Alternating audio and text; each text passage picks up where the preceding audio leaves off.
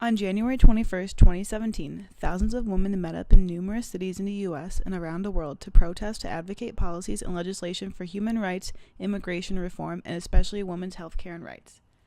The first planned protest was in Washington, D.C., which was to send a bold message to our new administration on their first day in office and to the world that women's rights are human rights.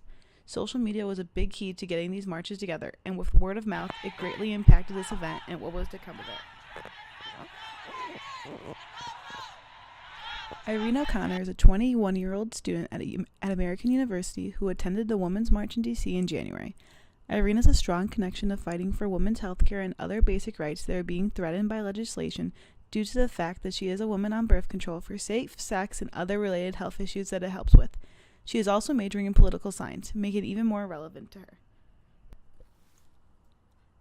Okay, so this semester I am interning at Emily's List, which is one of the sponsors of the Women's March. So I learned a lot about the Women's March through them, but so I felt like it was my responsibility as an intern there and also just a woman to attend this march, and especially because I live in Washington, D.C.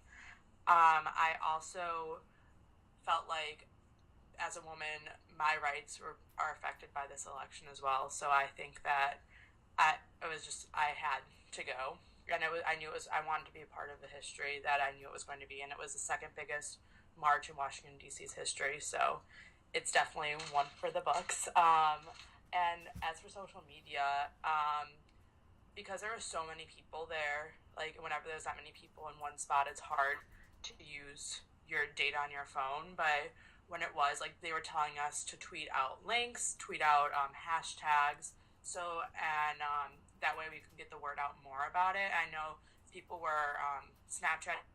I was Snapchatting the whole thing. There was filters and everything too for it.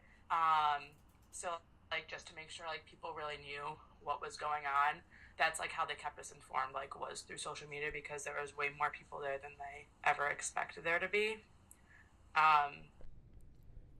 What was the atmosphere like?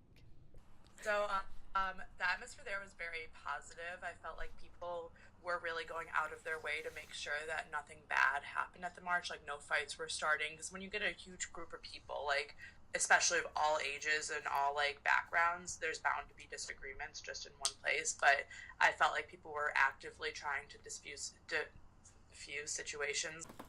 Do you think it was empowering that so many women came because of social media?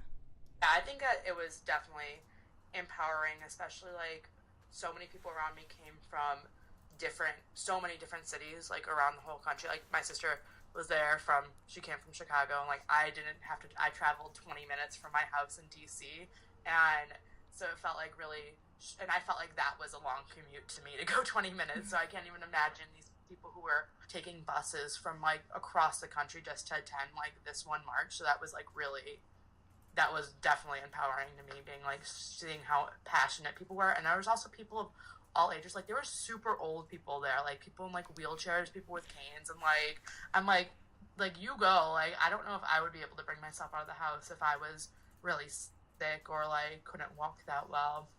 So yeah.